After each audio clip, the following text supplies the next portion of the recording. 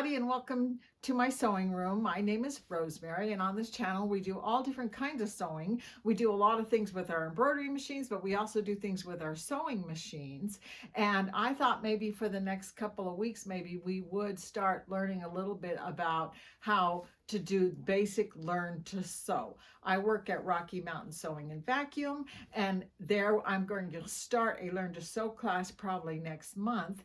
And I thought maybe for Mother's Day, we would talk a little bit about my background, about how I learned to sew. My grandmother was a sewer. My aunts were sewers. I still remember going shopping with my aunt Nancy when I was a little girl and buying fabric at Sears and Roebuck and buying and making myself some little shorts.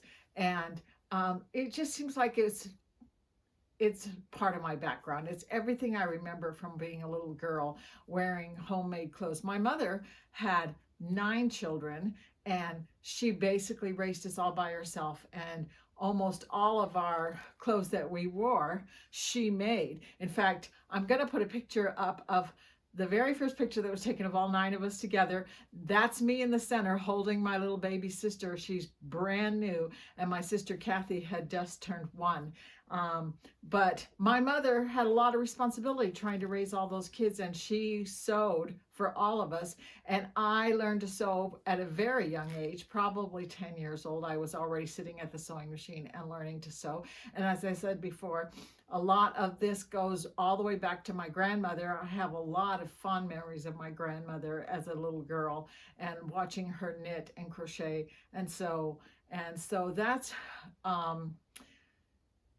basically a big part of my life. I've said before, a sewing machine was as much of an appliance in our house as the stove and refrigerator was. It just was part of who I was. I can't even imagine a life without a sewing machine. And we had a sewing machine right almost from the very beginning. When I first got married, my mother-in-law bought me a sewing machine as a Christmas present. I made clothes for my little girls out of that. And she was also a sewer, and she used to give me fabric. I always remember her going through her attic and pulling out fabrics we all have that stash, right? We have a stash, and she had one too. And she would pull out fabric and she would give it to me and say, "Here, make something for the kids with this." And my husband would go, "Mom, stop giving her stuff. She has more stuff than she needs already."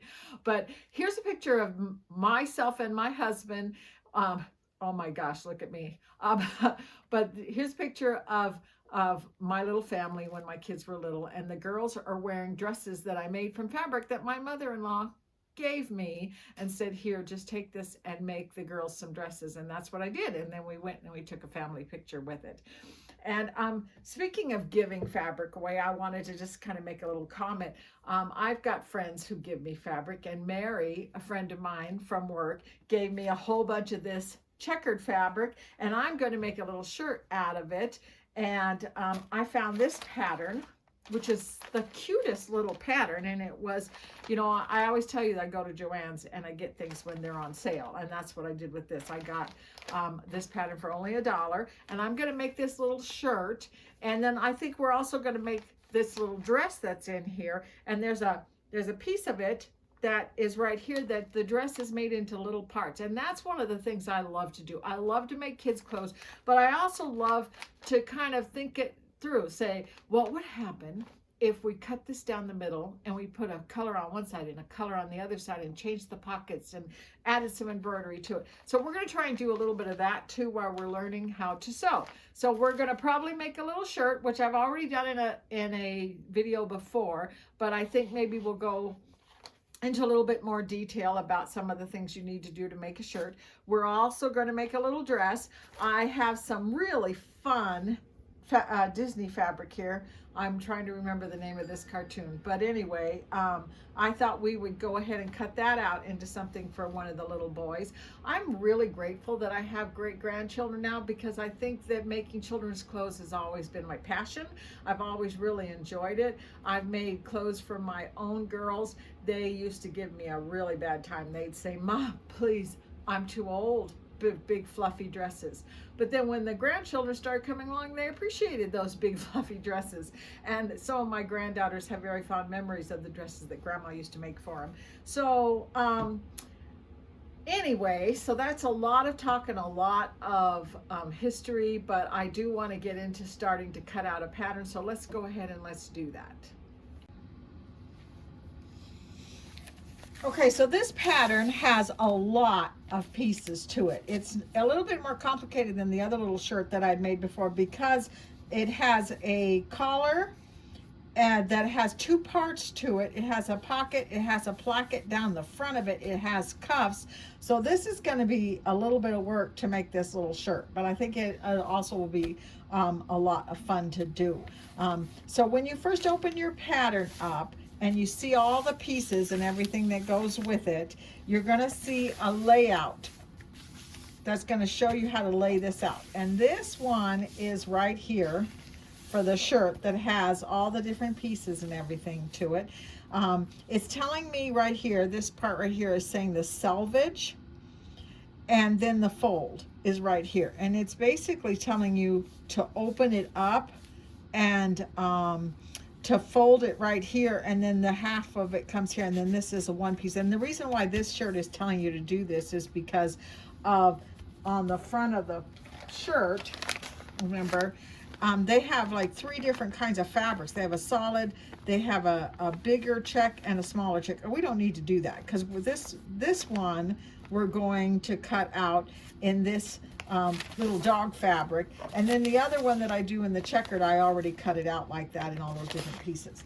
But we don't need to worry about that, but we do need to make sure that we lay out our pattern pieces correctly. And one of the things that says with nap is basically it's telling you whether the fabric has a direction or not. You have to make sure, see the way the shirt patterns both go from the shoulder to the bottom, laying the same direction, because that's a one directional fabric. But this fabric is not one directional. The little dogs turn all different directions. It doesn't matter how I cut that out as long as I keep it within the grain so that I'm not cutting it on the bias. And basically back in the day when I was I told you I've been sewing since I was a little girl, and I already knew how to sew by the time I went to junior high school.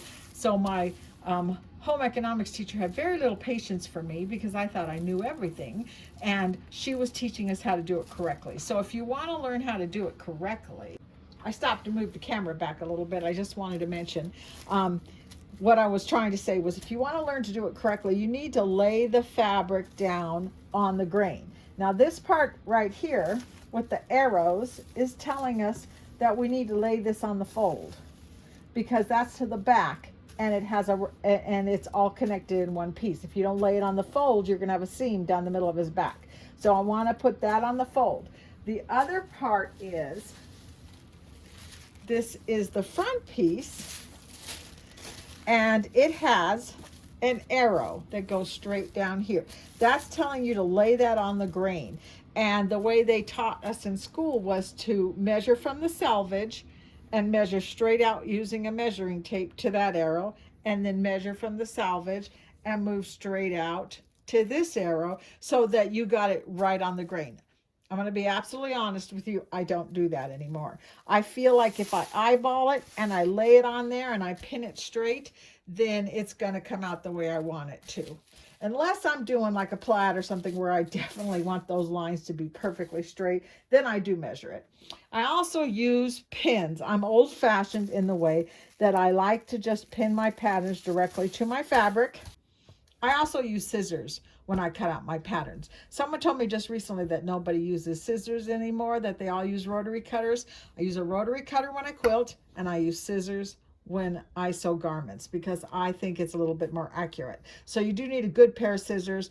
These are Gingers. They're really big, heavy scissors, and they're really sharp. And that's the reason why I like to use these when I'm doing my garment sewing.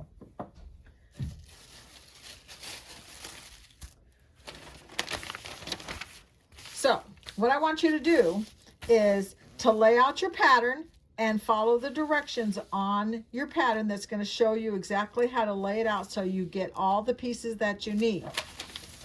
Fabric is going to always come folded, and usually it's telling you to cut 2 when it shows the fold on one side and the selvage on the other. But, well, like this one here says cut 1, and that's a little bit confusing, and that has to do with the fact that this pattern in itself has 2 different colors on the front, but it does have 2 fronts, a right side and a wrong side. So I'm going to lay them both on the 2 layers and cut 2 of them out, and lay the back on a fold and cut 2 of those out. So there is a little bit of give about following the directions, but you want to make sure that you have all the right pieces, and that if you have folded with wrong sides together, you'll get a left side and a right side when you cut out different pieces. This pattern has a pocket, and on the pocket it says cut 1, so we know we only need 1 of those. And then there are going to be other parts that say cut 2, and you cut 2 of them. So I'm going to go ahead and I'm going to cut this out, and then I'll be right back to talk to you. I'm back, and I finished cutting out this pattern, and I did want to show you. See, I've got all my little pieces and everything, and I cut out in this pattern, if you were to go to the store and buy the pattern, there would be a right side and a left side to the front. And I cut 2 fronts out together in one piece because I didn't need to do that with this little dog fabric. But I did also do it again in this checkered fabric. Let's see. Let me see if I can. So I'm also going to make another shirt. I have 2 great grandsons, so they'll each get a shirt. And one side of this shirt is going to be a checker, and the other side of the shirt is going to be black. And then we're going to use the smaller checker as the placket down the front, and the pocket, and a couple other pieces to it. So that's going to be very much like the pattern shows, and I think that's going to be fun. And as we go throughout the process of sewing this little shirt together, you may see me working on the dog one, and you may see me working on the checkered one, because we want to get 2 of them done together. And I want to do a little bit on the serger. I love using a serger. It finishes those edges. You don't have to use pinking shears or zigzags on the edges, and it makes the shirt really nice. But I'll do a couple of them on the sewing machine so I can kind of show you how I finish an edge with the sewing machine and how I finish an edge using my serger. So you can get an idea of a couple of different things. And then hopefully once we finish the little shirt, we will go on and make a little dress. And so you'll learn some little different techniques for making a dress, including kind of trying to mix it all up and make it look a little bit different by changing some things. So I think this will be a lot of fun. I'm going to try and do maybe 3 or 4 videos on it. So hopefully if you've never sewn before, you'll learn a few tips about sewing. And if you are an experienced sewer, you might just have some fun watching it. So that's all we have for this week. I will see you next week. Bye-bye.